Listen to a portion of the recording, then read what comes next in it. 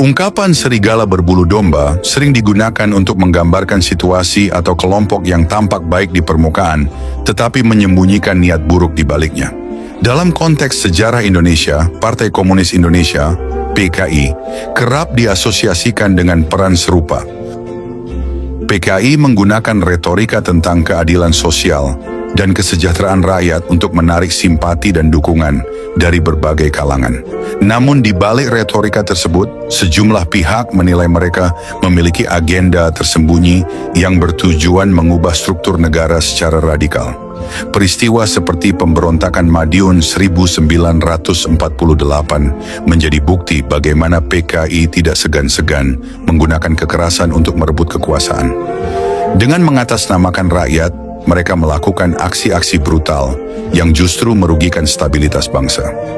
Dokumen sejarah, kesaksian, dan laporan menunjukkan bahwa strategi PKI melibatkan infiltrasi ke dalam institusi-institusi negara untuk melemahkan lawan politik dan memperkuat pengaruh mereka. Hal ini memperlihatkan adanya upaya sistematis yang membahayakan keberlangsungan negara. Peribahasa serigala berbulu domba menggambarkan seseorang atau kelompok yang berpura-pura baik dan ramah tetapi menyimpan niat jahat di baliknya. Serigala yang dikenal ganas menyamar dengan bulu domba yang identik dengan kelembutan mengingatkan kita untuk selalu waspada terhadap pihak-pihak yang terlihat baik tetapi sebenarnya memiliki tujuan tersembunyi. Demikian pula, PKI sering menampilkan diri dengan citra damai dan mengedepankan kepentingan rakyat. Namun agenda tersembunyi mereka yang revolusioner justru mengancam kestabilan negara. Fenomena ini menjadi pelajaran penting untuk selalu mengkaji lebih dalam setiap gerakan atau ideologi yang mengatasnamakan kepentingan bersama agar tidak terjebak dalam manipulasi yang berbahaya bagi bangsa dan negara. Peristiwa gerakan 30 September 1965 adalah tragedi politik dan kemanusiaan yang meninggalkan luka mendalam dalam sejarah Indonesia. Ideologi komunisme yang diusung oleh Partai Komunis Indonesia, PKI, terbukti selalu menghalalkan segala cara untuk merebut kekuasaan. Sejarah mencatat bahwa mereka tidak akan berhenti melakukan kekacauan hingga tujuan puncaknya tercapai. Oleh karena itu, seluruh komponen bangsa, terutama generasi muda, harus senantiasa waspada agar pergerakan komunis tidak terulang kembali di tanah air. Dalam situasi krisis multidimensi seperti yang pernah melanda Indonesia ketika perekonomian merosot dan kemiskinan meningkat, komunisme seringkali berusaha mencengkeram pengaruhnya. Dengan dalih memperjuangkan kesejahteraan dan keadilan sosial, mereka memanfaatkan momen sulit ini untuk mempengaruhi masyarakat agar melakukan tindakan anarkis.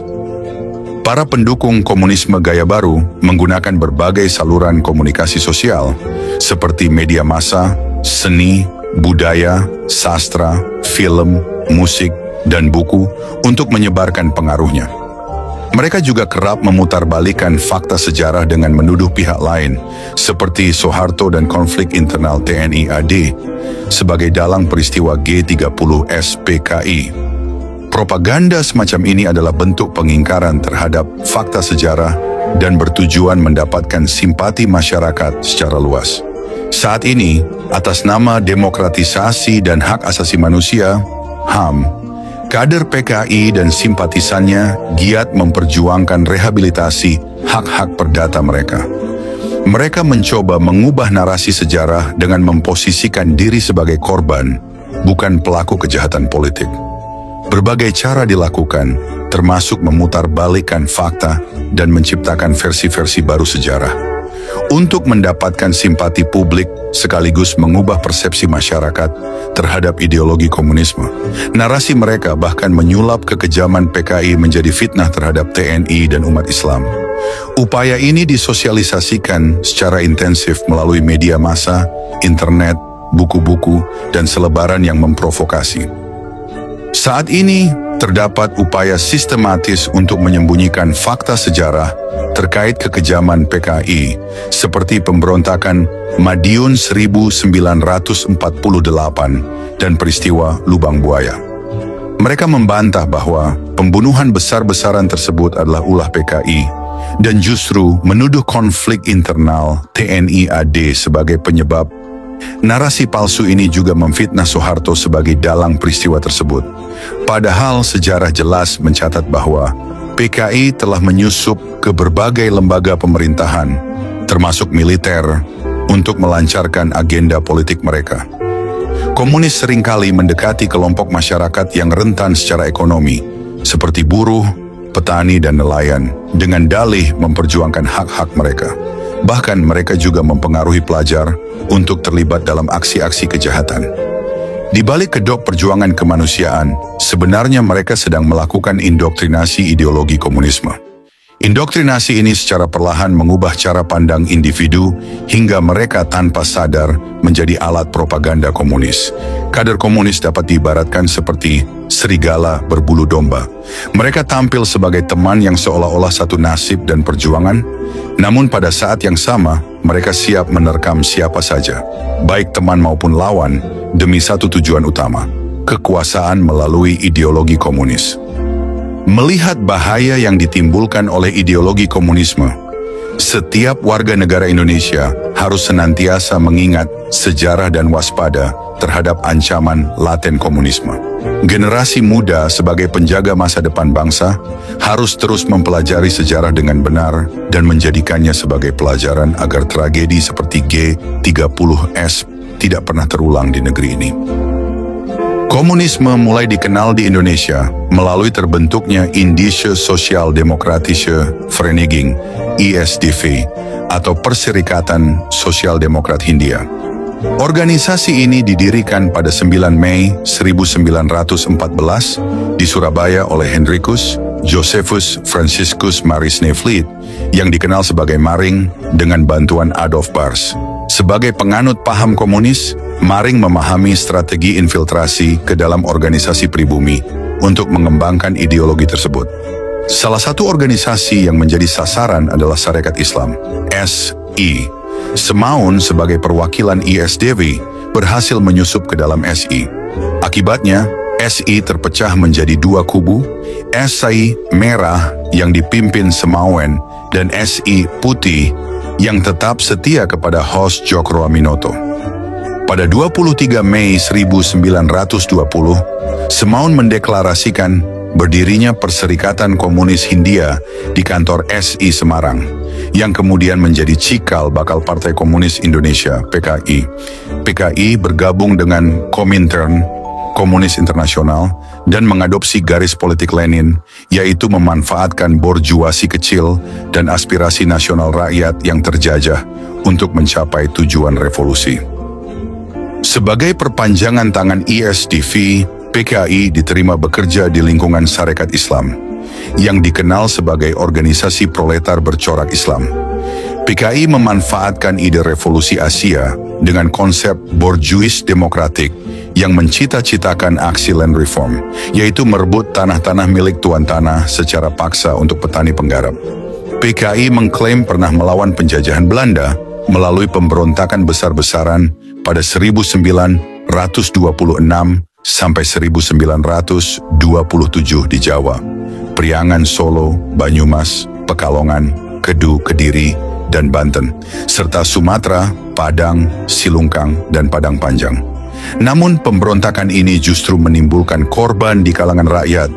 Belanda dengan mudah menumpas aksi tersebut, mengakibatkan 9 orang dihukum gantung, 13.000 orang ditahan, dan banyak yang diasingkan ke Tanah Merah, Digul.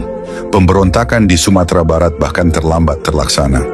PKI memprovokasi kaum tani Muslim yang sudah menderita akibat pajak tinggi, mengeksploitasi penderitaan mereka untuk memancing perlawanan. Dengan tipu daya, PKI menyebarkan kabar bahwa Turki melalui angkatan udaranya akan membantu pemberontakan ini. Ketika organisasi-organisasi dan para pejuang Indonesia bersatu melawan penjajahan Belanda menjelang kemerdekaan, PKI tidak berkontribusi. Tidak ada fakta sejarah yang menunjukkan peran PKI dalam heroisme perjuangan kemerdekaan Indonesia. Namun setelah kemerdekaan diproklamasikan pada 17 Agustus 1945, beberapa kader PKI dari luar negeri seperti Sarjono dari Australia dan Alimin dari Cina, kembali ke Indonesia. Mereka menyusup ke Partai Sosialis Indonesia dan Partai Buruh, membangun kader-kader baru dengan militansi tinggi. Pengkhianatan PKI semakin nyata dengan pemberontakan berdarah yang terjadi di Madiun pada 18 September 1948. Dipimpin oleh Musso yang baru kembali dari Moskow, pemberontakan ini disertai pembunuhan keji terhadap rakyat. Musso memanfaatkan Front Demokrasi Rakyat, FDR, organisasi yang didirikan oleh Amir Syarifuddin setelah kabinetnya jatuh akibat perjanjian Renville. Kabinet Muhammad Hatta yang menggantikan Amir Syarifuddin berhasil mencegah infiltrasi PKI ke dalam militer melalui reorganisasi Angkatan Perang Republik Indonesia. Penyusupan menjadi pola utama gerakan PKI. Setelah berhasil menyusup dan mendidik kader, PKI melancarkan pemberontakan berdarah. Karena itu, tokoh-tokoh PKI dapat ditemukan di berbagai kalangan seperti Islam, militer, buruh, tani, nelayan, pelajar, hingga seniman. Dengan dalih kebebasan berkreasi, seniman dan budayawan dijadikan sasaran untuk dicekoki paham komunis. Hal ini menegaskan bahwa PKI lebih banyak menciptakan konflik daripada berkontribusi terhadap perjuangan kemerdekaan Indonesia. Kekejamannya terekam dalam berbagai peristiwa yang menodai sejarah bangsa. Sebagai ideologi yang secara terang-terangan anti Tuhan, komunisme menggunakan segala cara untuk menumbangkan lawan-lawan politiknya. Pernyataan Karl Marx menjadi gambaran jelas akan hal ini. Pernah berkata, "Bila suatu saat kami tiba, tidak akan menutup-nutupi terorisme kami. Kami tidak punya belas kasihan dan kami tidak meminta belas kasihan. Jika waktunya tiba, kami tidak mencari alasan untuk melakukan teror. Hanya ada satu cara untuk memperpendek rasa ngeri mati musuh-musuh itu, dan cara itu adalah teror revolusioner."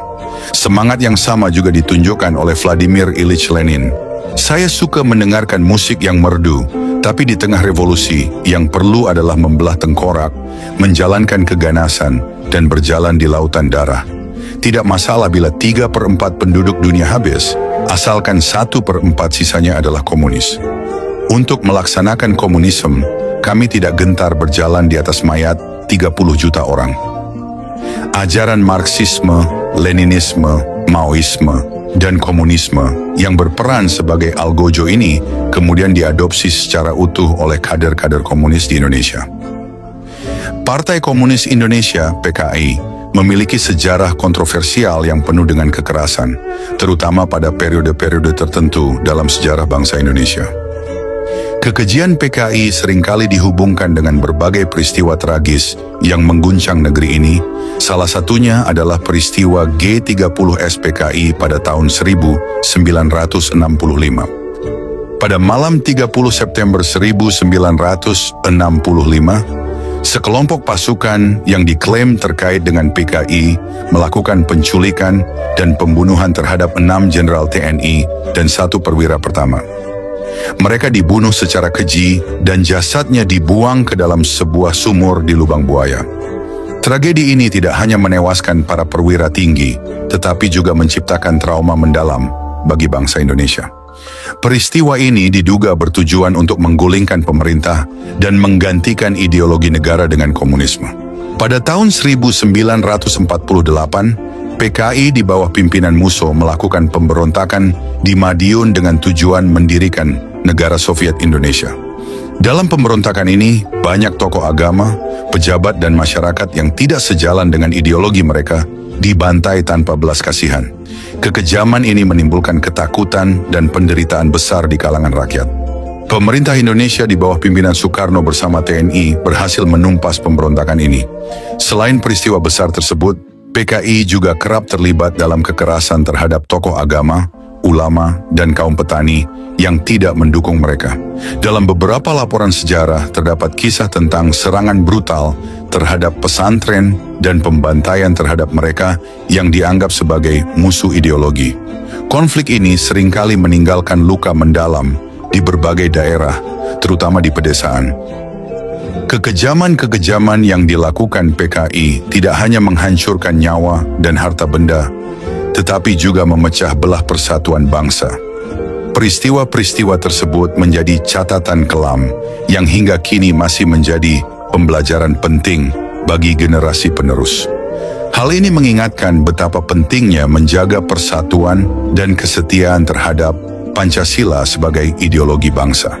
Bangsa Indonesia harus terus waspada agar tragedi serupa tidak pernah terulang kembali. Kini sebagian anggota PKI dan organisasi sayapnya berupaya membersihkan nama mereka melalui klaim-klaim dan pengakuan yang diragukan keabsahannya. Dengan narasi yang terkesan ingin mengaburkan sejarah, mereka berusaha mereduksi jejak kekejaman yang telah menjadi bagian dari aksi-aksi perebutan kekuasaan PKI di masa lalu. Meski begitu, bau anyir darah dari peristiwa kelam tersebut masih membekas dalam ingatan kolektif bangsa. Lebih dari itu, ada pihak-pihak yang memanfaatkan pengakuan sepihak dari para simpatisan PKI untuk menyusun narasi baru. Narasi ini tampaknya dirancang untuk mencuci piring kotor organisasi tersebut, seolah-olah mereka adalah korban dari konspirasi besar, bukan pelaku kejahatan ideologis. Pertanyaannya yang mengemuka kini adalah, apakah simpatisan PKI telah mendapatkan kepercayaan penuh dari organisasi komunis internasional? Ataukah mereka hanya menjadi alat atau kaki tangan dari kekuatan asing yang memiliki agenda terselubung untuk kembali melemahkan dan menghancurkan Republik Indonesia? Hal ini dapat menjadi bagian dari diskusi reflektif mengenai sejarah, ideologi, dan ancaman terhadap kedaulatan bangsa. Berdasarkan fakta yang dikutip dari Katastrofi Mendunia, karya Taufik Ismail tahun 2004 menyatakan, komunisme telah meninggalkan jejak panjang tragedi kemanusiaan di berbagai belahan dunia. Diperkirakan lebih dari 100 juta nyawa melayang akibat kekejaman rezim-rezim komunis. Sebuah jumlah yang melampaui korban dari Perang Dunia I dan II. Kekuasaan komunis di dunia ditandai dengan banjir darah dan genosida besar-besaran. Berikut adalah catatan kelam dari kekejaman komunis di Rusia, Cina, Kamboja, Eropa Timur, Amerika Latin, Afrika, dan Afghanistan. Rusia, 500.000 rakyat Rusia dibantai oleh Lenin. 6 juta petani kulak Rusia menjadi korban kebijakan Stalin. 40 juta rakyat Rusia dibantai selama kepemimpinan Stalin. Cina, 50 juta rakyat Cina menjadi korban kekejaman Mao Zedong. Kamboja, 2.500.000 rakyat Kamboja dibantai oleh rezim Pol Pot. Eropa Timur, 1 juta rakyat di berbagai negara. Eropa Timur dibantai oleh rezim komunis setempat yang didukung oleh Uni Soviet. Amerika Latin, 150.000 rakyat Amerika Latin menjadi korban rezim komunis di kawasan tersebut. Afrika, 1.700.000 rakyat dari berbagai negara di Afrika dibantai oleh rezim komunis. Afghanistan, 1.500.000 rakyat Afghanistan dibantai selama masa kepemimpinan Najibullah 1978 sampai 1987. Angka-angka ini menunjukkan betapa besarnya dampak ideologi yang diterapkan tanpa menghargai hak asasi manusia, sehingga menimbulkan tragedi kemanusiaan terbesar dalam sejarah. Akankah komunisme dibiarkan menyusup dalam sendi kehidupan sosial kemasyarakatan? Perlu diingat, Partai Komunis Indonesia dibubarkan pada 12 Maret 1966 dan melalui ketetapan MPRS 25 tahun 1966, ajaran Marxisme, Leninisme, dan Komunisme dilarang di Indonesia.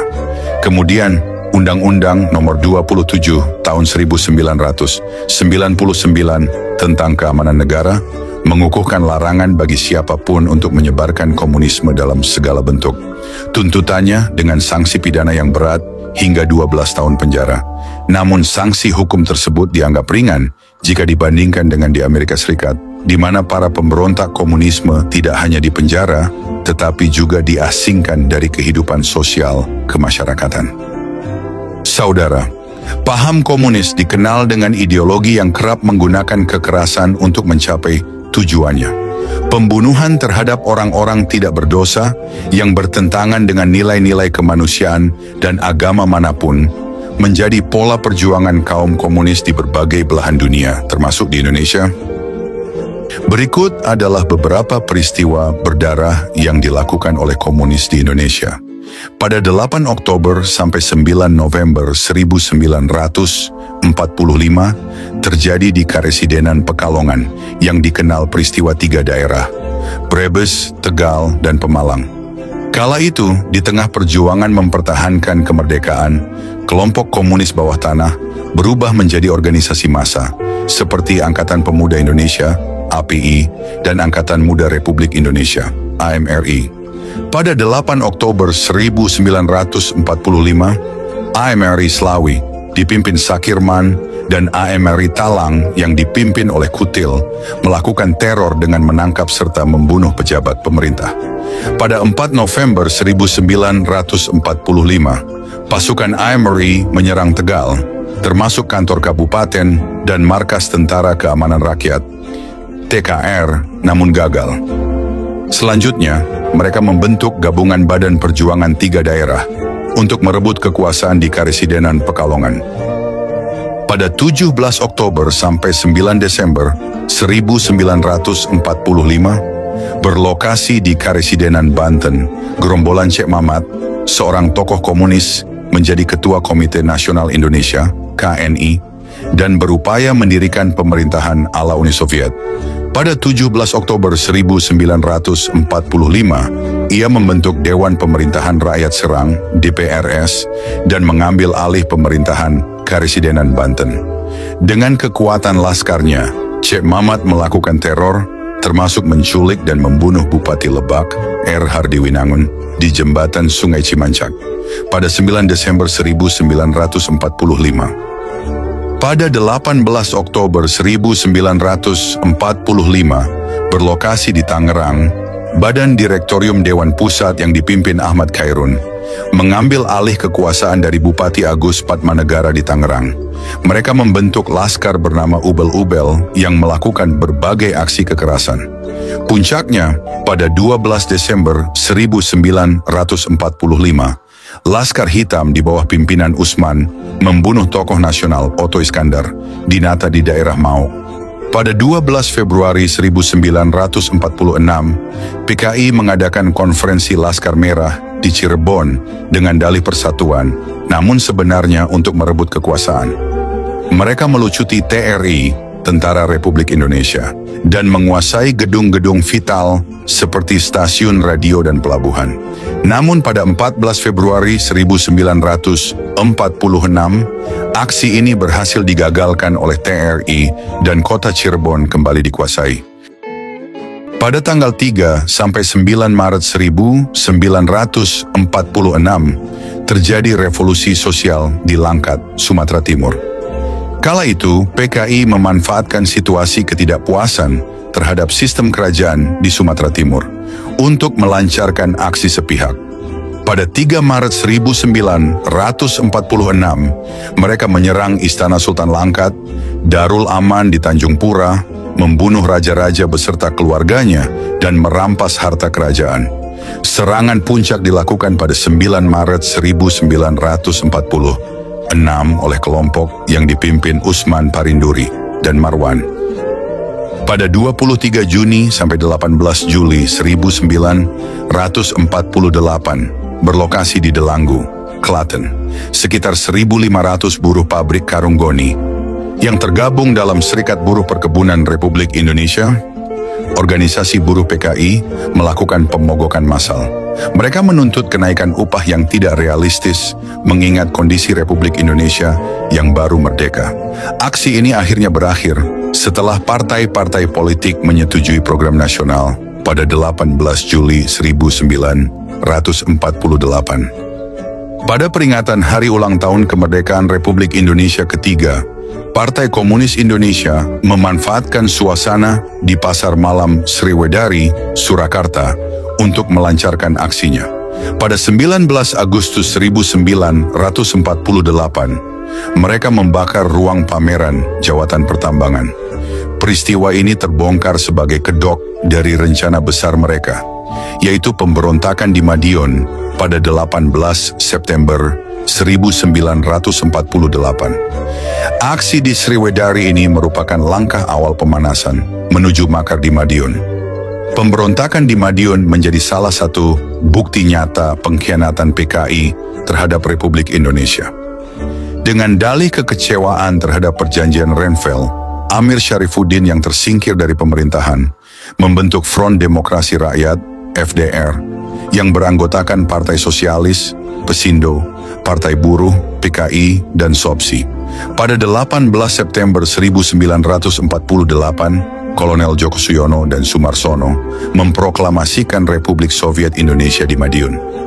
Keesokan harinya, Musso membentuk pemerintahan baru bernama Front Pemerintah Nasional.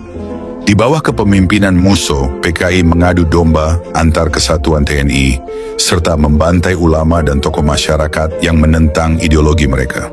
Presiden Soekarno segera merespons dengan mengeluarkan maklumat pada 19 September 1948, menyerukan rakyat untuk memilih antara Musso dengan PKI-nya atau Soekarno-Hatta dengan cita-cita Indonesia merdeka.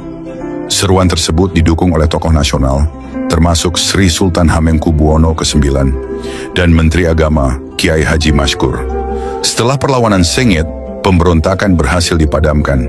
Musso tewas ditembak di Semanding Timur, Ponorogo, pada 30 Oktober 1948. Pemimpin lainnya seperti Amir Syarifuddin, Djoko Sujono, dan Maruto Darusman ditangkap dan dihukum mati.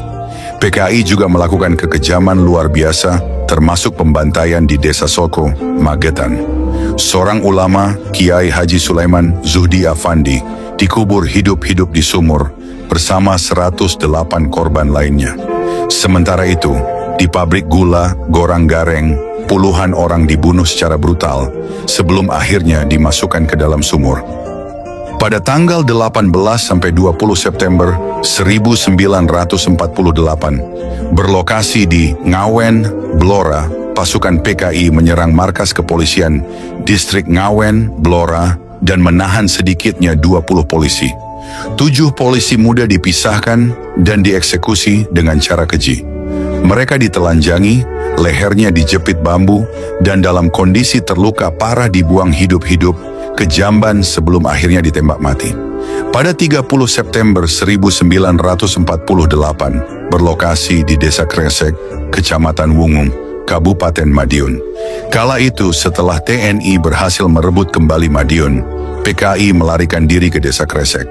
Di sana, mereka melakukan pembantaian massal terhadap para tawanan, termasuk anggota TNI, polisi, pejabat pemerintah, tokoh masyarakat, dan ulama. Para korban ditemukan dalam kondisi mengenaskan dengan kepala terpenggal dan luka tembak. Pada 4 Oktober 1948, berlokasi di Tirtomoyo, Wonogiri, PKI menculik dan membantai pejabat pemerintah, TNI, polisi, dan tokoh masyarakat. Sedikitnya 212 orang dibunuh secara keji di sebuah ruangan bekas laboratorium dan gudang dinamit di Tirtomoyo. Pembunuhan dilakukan satu persatu maupun secara massal. Setelah pemberontakan PKI di Madiun dipadamkan, aktivitas PKI di Indonesia tidak sepenuhnya berakhir.